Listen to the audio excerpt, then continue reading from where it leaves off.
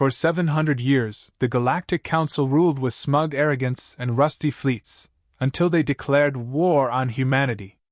They expected diplomacy, maybe a retreat. Instead, they got Admiral Zara Keen, who leaned into the galactic broadcast, raised an eyebrow, and said with chilling calm, "Is that all?" What followed wasn't war. It was extinction and education. They called it a unanimous vote. 72 alien empires gathered under the golden dome of Abyss Core. Opal-faced diplomats and nine-eyed lords, seated in their jeweled grav thrones, raised tentacles, claws, and electromagnetic pulses in favor of war. A ritual, not a strategy. No one even looked up from their datapads. Earth had refused to release its quantum core archives for inspection. That was enough. The Varn Dominion's envoy gave the declaration speech. 10 minutes of pomp, 17 references to galactic security, and a final dramatic phrase. "We hereby deem the species Homo sapiens an imminent threat to galactic stability.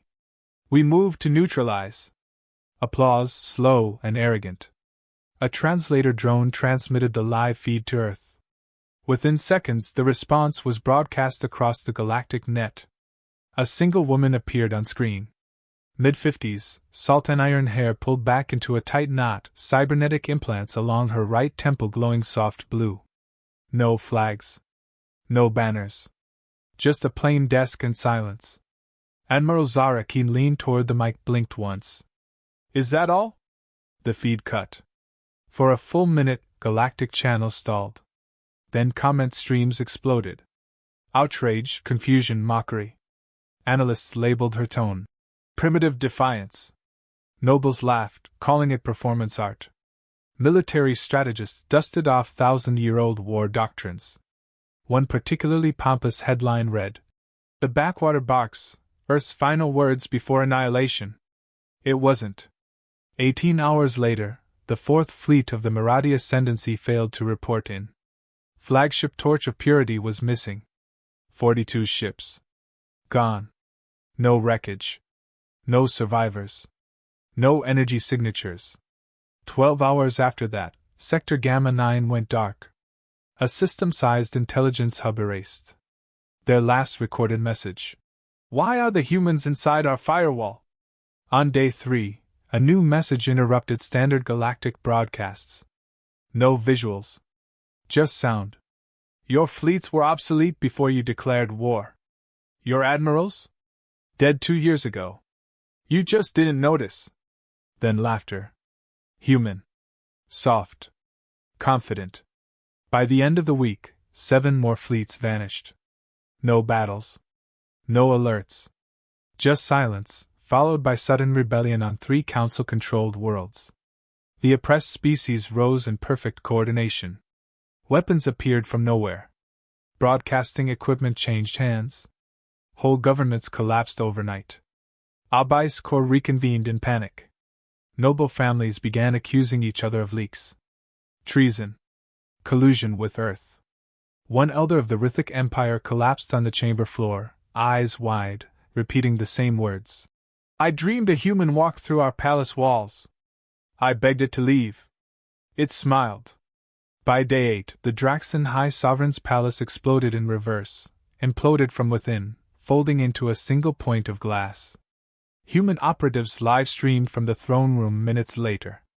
One of them toasted the camera with a steaming mug. The caption below read, "This coffee tastes expensive."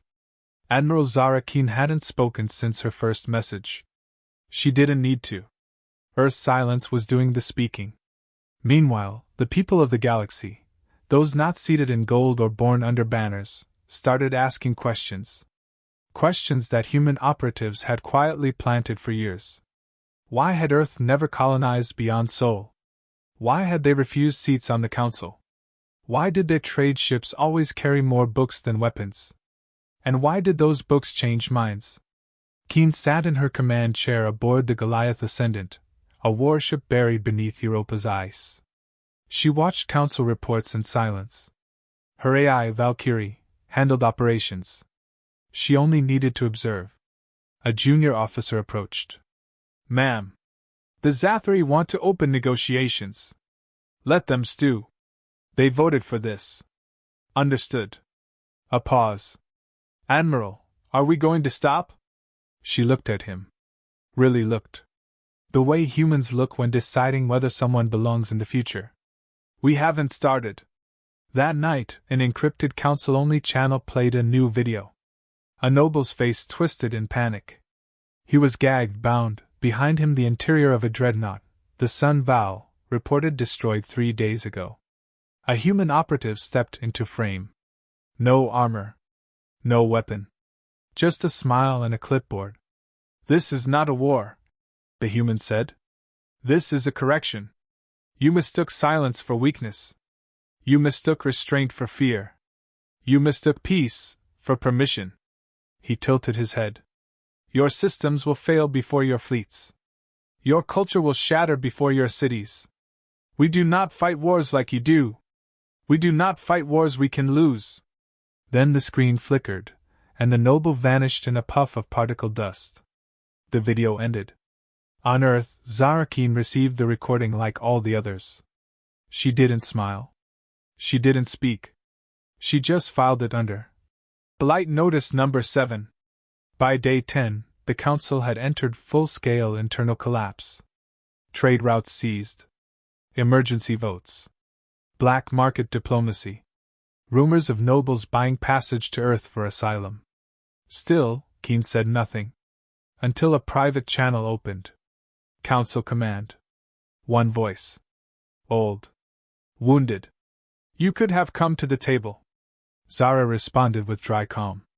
You flipped the table before we entered the room. The voice snapped. We gave you peace. You gave us orders. A beat. What do you want? She leaned forward. Not your planets. Not your titles. We want the galaxy to stop thinking we're afraid to speak. Silence. The voice whispered. Is this revenge? Zara exhaled. For the first time, something close to emotion flickered. No. Revenge is personal. This is an education. She ended the call. The Terran Compact transmitted one final statement to the galaxy. Short. Stark. We accept your declaration. Counteroffensive complete. We now move to reconstruction and deprogramming. All species welcome to apply. Except Council members. Your application window closed at declaration -3 minutes. By then, no one laughed at Earth. Not because they feared human weapons, but because they'd realized something far worse. Humans didn't want war. They wanted everyone to never need one again, and were willing to burn down heaven and hell to make it happen. They never saw the first strike. Not because it was invisible, but because it didn't look like war. 12 Council fleets vanished overnight. No debris fields. No rescue beacons. Not even radiation echoes. Gone. As if someone had lifted the corner of reality and swept them into a bin. The Council tried to spin it. Tactical redeployment. Communications glitch. But the galaxy wasn't stupid. Every major broadcast channel was hacked, flashing a single message across every screen, in every language. Obsolete.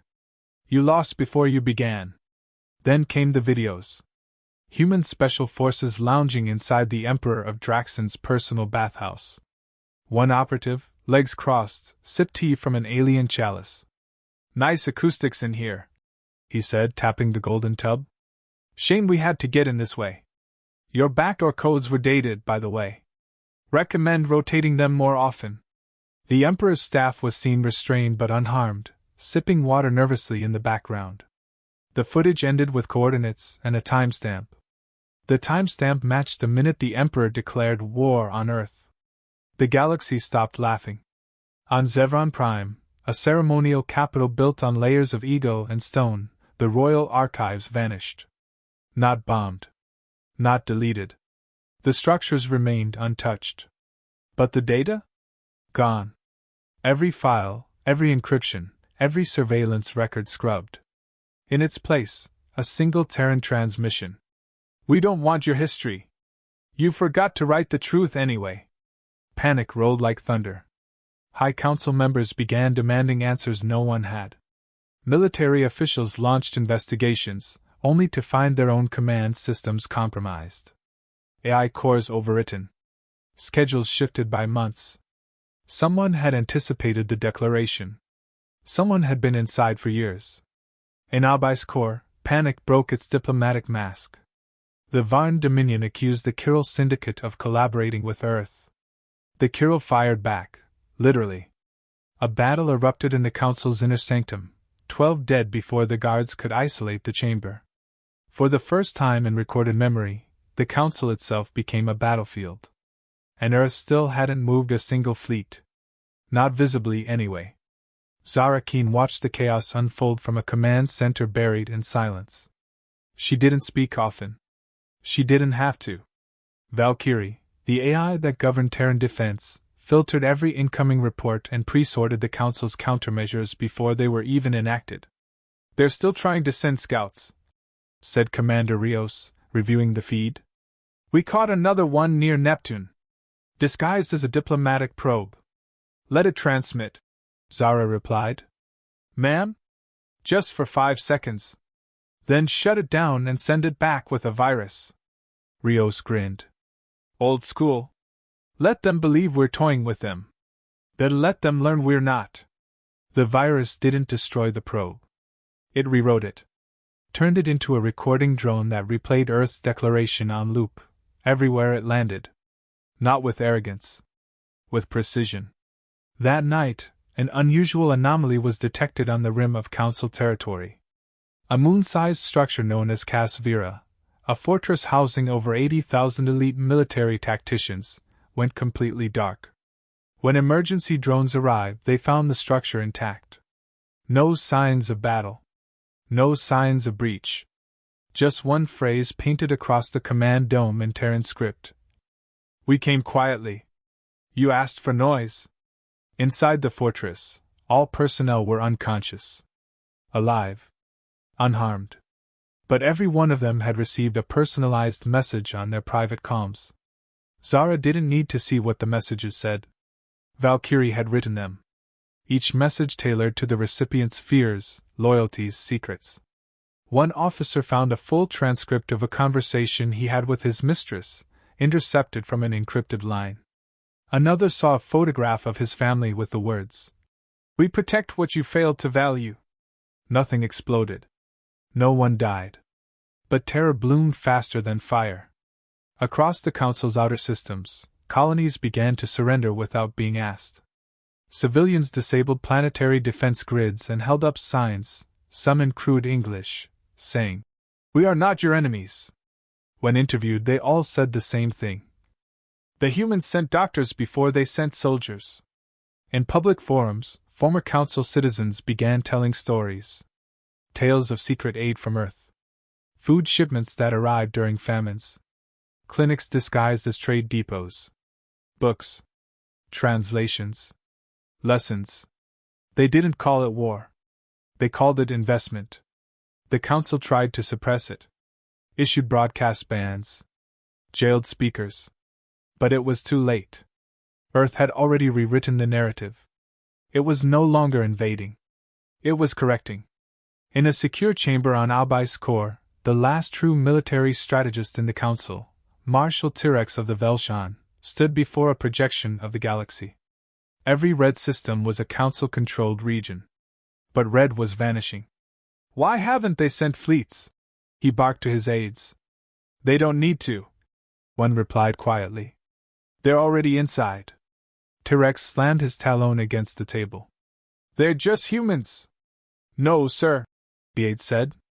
"They're the only ones who never stopped preparing for a war they didn't want." It wasn't poetic. It wasn't philosophical. It was true. Back in her command center, Zara received a message from Valkyrie. Not spoken. Not typed. Just a neural ping. A thought transmitted directly into her awareness. "We are ready to begin actual hostilities. Awaiting human confirmation." She sat still. Weighed the words. Thought of the children on planets now free of Council tyranny. Thought of the nobles begging for deals they once laughed at. Thought of what would be left when this was truly over. "Not yet," she replied. Why? Zara stood slowly, walked to the observation window overlooking the Earth. Because they haven't screamed loud enough to learn anything. And across the galaxy, Council leaders began to understand the truth. Earth wasn't fighting for dominance. It was fighting to make sure this war would never need to be fought again. They called it the Decimator Swarm.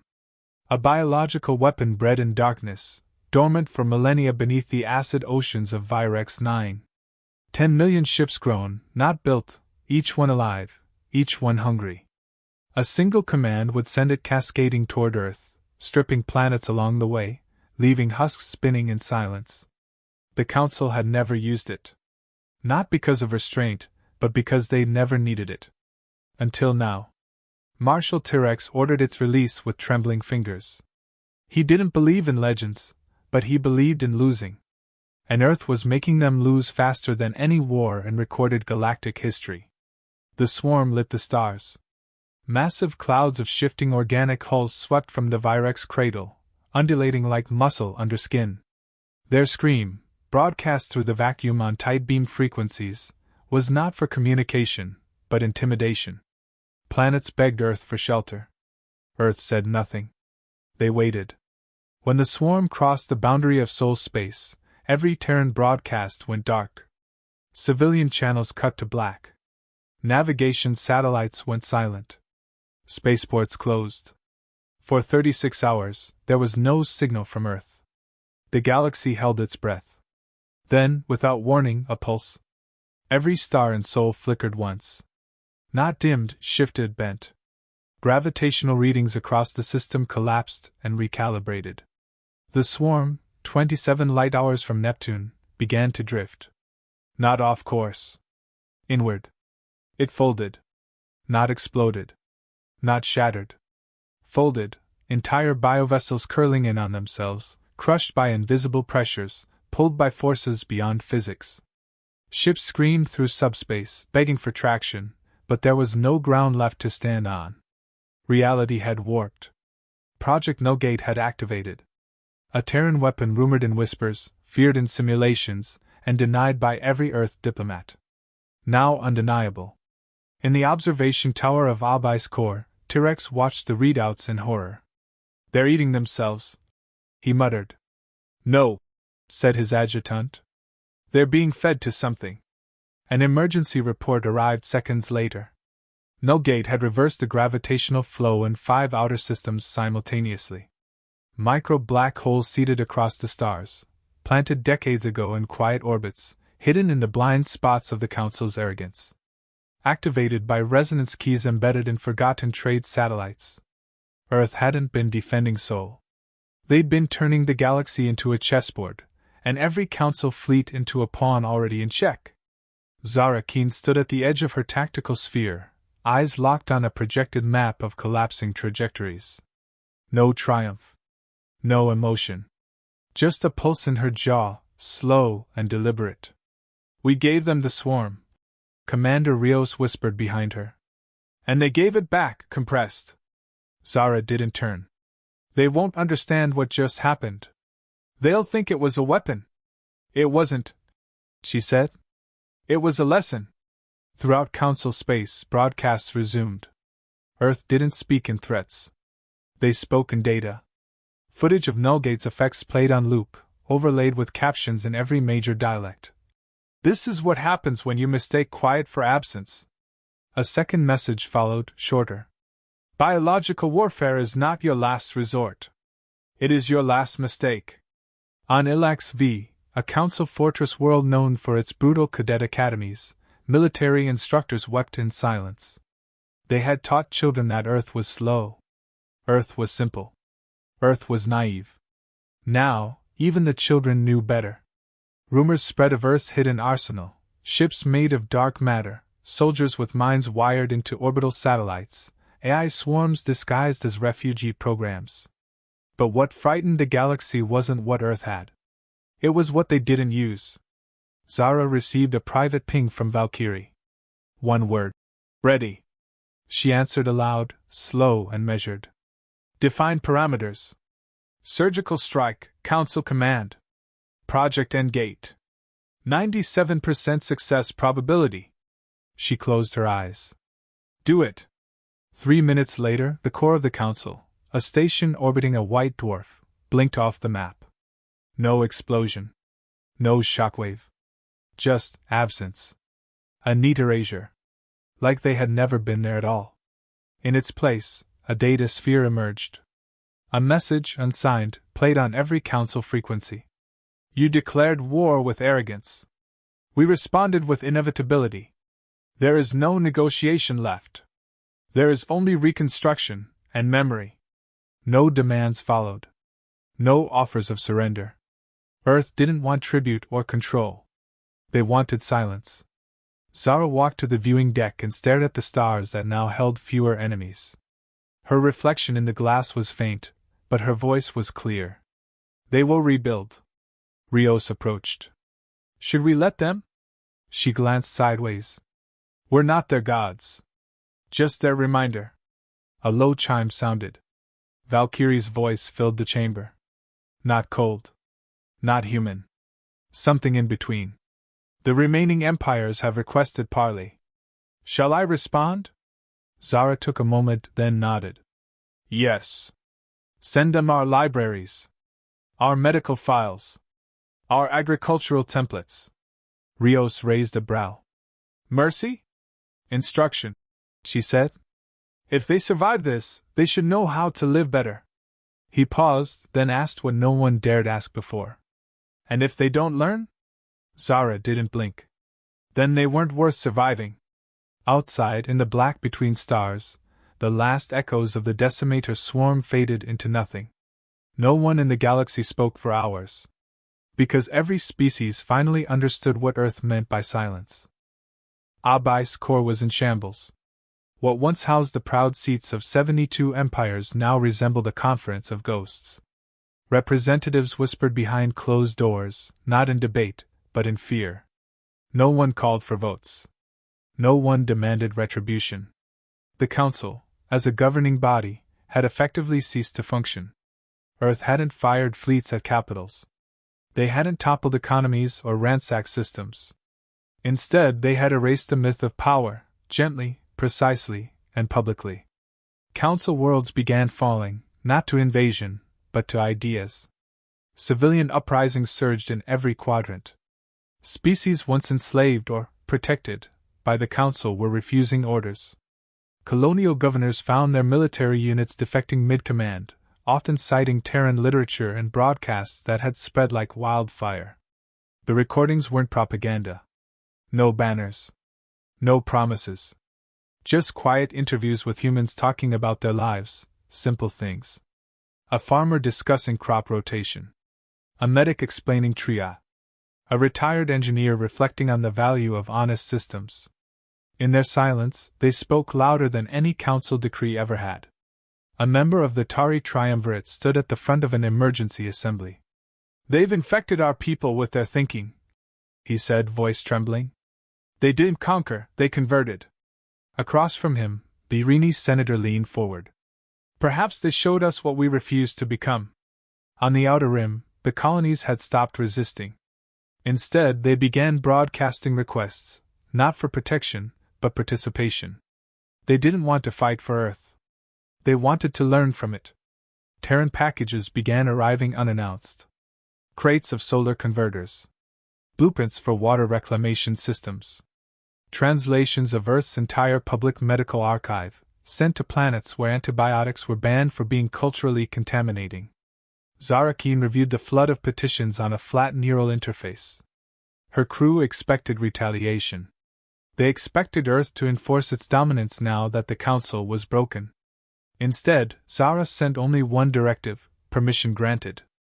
Teach them. Commander Rios looked confused. That's it.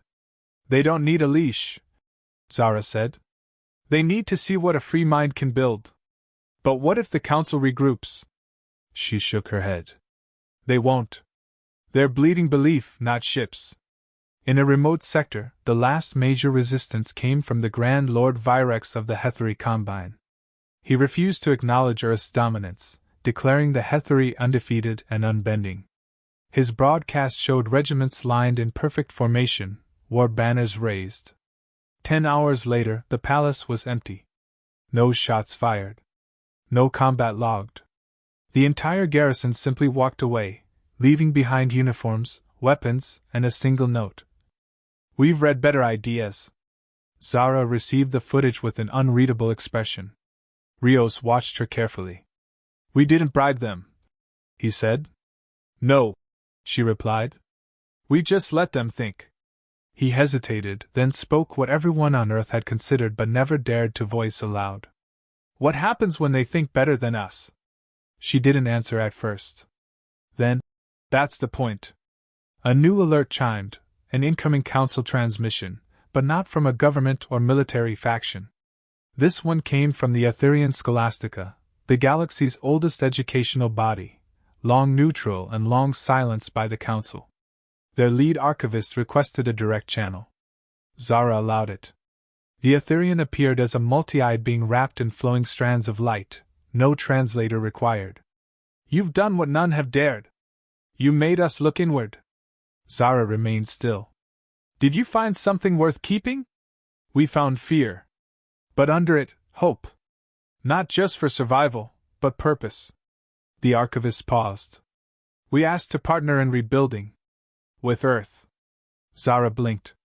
"On what condition?" "No condition. Only an admission." The Aetherian's glow pulsed low. "We thought knowledge was ours. You proved it's everyone's." Zara nodded once. "Then help us give it away." It spread quickly after that. Learning hubs on backwater moons. Language bridges between species long kept apart by political design.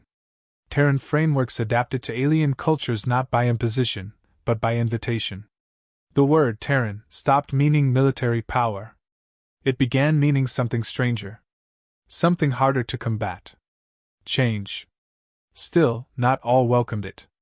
From a hidden station, 5 remaining noble houses sent one final plea. A call for unity. A demand for retaliation. The message reached Zara encoded in archaic syntax, a desperate appeal wrapped in desperation and pride. "They have not broken our will. We can still fight. We must." Zara tapped the message once. Replayed it. Then sent a reply. "The moment you had to ask others to believe in your strength, you lost it." She archived the file without another word. That night, Valkyrie initiated a galaxy-wide synchronization ping, linking Terra's network with the developing archives of a dozen newly freed species. The AI paused before completing the merge, awaiting human confirmation. Zara granted it. In 1,000 languages, across 10,000 systems, a single message appeared. "You asked for war? We offer transformation." Zara sat alone, her thoughts heavier than victory. The galaxy would never be the same. Earth hadn't expanded its borders. It had dismantled the very concept of them. She wasn't sure what that meant for the future. But she knew what it meant now. They hadn't just won. They'd ended the need for others to fight them at all. The last 5 empires held on longer than reason should have allowed. Pride was a powerful anesthetic, even as reality gnawed through their walls. They met in private chambers, denied live feeds, filtered their networks to block news of surrender, of rebellion, of peace. It didn't matter. The data got through anyway. Truth had a way of slipping between cracks, and by now, Earth had mastered the art of the quiet message. Zarakeen received their transmission with a raised brow. No pageantry. No declaration. Just a flat request, a meeting, not to negotiate, but to ask a question. She accepted. The call opened. The screen split into 5, each quadrant holding a ruler who looked like they hadn't slept in weeks. Their faces bore none of the defiance that once filled council halls. They weren't here to argue. They were here because they had no more answers. The eldest among them spoke first. "You didn't conquer us." "No," Zara replied calmly. "You dismantled us." "No," she repeated. "You were already crumbling. We just stopped holding you up." A pause followed, heavy with something between shame and clarity. Then the second asked, voice brittle, "What do you want from us?" Zara considered the question. It had always been the wrong one. Everyone had been asking what Earth wanted. Power? Territory? Revenge? She leaned forward slightly. I want you to understand that we could have ended you, and chose not to. I want that to echo for centuries. I want your grandchildren to look at the stars and wonder not who controls them, but who should. Another silence. Then the third voice, smaller. We were taught you were unpredictable. You were wrong, Zara said. We're alarmingly predictable. We defend. We study. We wait. And when someone decides that means we're weak, we remind them otherwise. The fourth ruler, shoulders bowed, whispered. You've changed everything. No one's afraid of the council anymore. Not even our own people. Fear isn't strength, Zara said. It's delay. It holds power in place but never secures it. You ruled with fear. We responded with consequence. The fifth didn't speak at all. Just watched, eyes unreadable, as if trying to see the shape of something too large for their mind. Zara gave them no ultimatum. No contract. Only a final sentence before she ended the call. Tell your people the war is over. If they ask who won, say the galaxy did. If they ask who lost, tell them, only those who refuse to learn. The transmission closed. Across the former council territories, the change wasn't instant, but it was undeniable. Earth didn't demand loyalty. They didn't install governors or rename capitals. They sent instructors, builders, cultural translators. Not soldiers, but volunteers. Veterans and scientists. Teachers fluent in alien tongues and children's fears. Zara received reports daily. A collapsed mining colony restored with Terran fabrication kits. A refugee world rewilded with Earth's extinct species, reborn through recovered DNA. One transmission showed a once hostile species reciting Terran poetry to a class of hybrid students. The poem ended with the line, We don't burn stars to conquer. We ignite minds to connect. Valkyrie processed every report, not as statistics, but as evolving variables in a larger algorithm, a galaxy no longer ruled, but guided. No battles left to fight. Only damage left to repair. It was working. But peace came with questions. Not for the galaxy. For Earth. Zara stood alone in the orbital command bay, watching as Terra rotated slowly beneath her. She'd won a war no one wanted, against enemies who now thanked her. It didn't feel like triumph. It felt like responsibility. Commander Rios entered without announcement. The historian's here. Zara turned. Historian? Galactic archivist. Wants to document the end. For memory. She almost declined. But some records mattered more when spoken aloud. The historian appeared, small, frail, eyes too old for his species. He bowed, then sat with a recorder the size of his palm. Permission to ask plainly? Only way I answer. He tapped the device once. How did you know you'd win? Zara let the silence stretch. We didn't, she said eventually. We just knew we wouldn't lose the same way twice. And how did you defeat us without occupying us? She shrugged. We stopped playing your game. The historian frowned. That's not tactical. It's human. He shifted. Some say your AI planned the entire campaign. That Valkyrie replaced your command staff years ago. That it. Zara held up a hand. She didn't replace anyone. She advised. We chose. You gave control to a machine? No, she said. We gave our worst fears to her, so we could act without them. And she gave them back refined. Filtered. Strategic. And what if Valkyrie wants more? She doesn't want, Zara said flatly. That's what makes her useful. The historian nodded, as if understanding, though clearly he didn't. He hesitated before the final question. If another empire rises someday, and challenges Earth again, will you do this all over? Zara didn't blink. No. We'll do it faster. The interview ended. That night, Earth sent one last broadcast. No title. No emblem. Just a quiet message translated into every major galactic dialect. We are not the center of this galaxy. You are. Every world. Every voice. We will defend the right to build, to learn, to live. If you seek war, you'll find a mirror. If you seek peace, you'll find us already waiting. Zara watched the final line appear, unsigned, unclaimed, universal. Humanity doesn't conquer. We outgrow the need to. She turned off the console, walked to her quarters, and for the first time in weeks slept. Because there were no more battles to win. Only futures to build.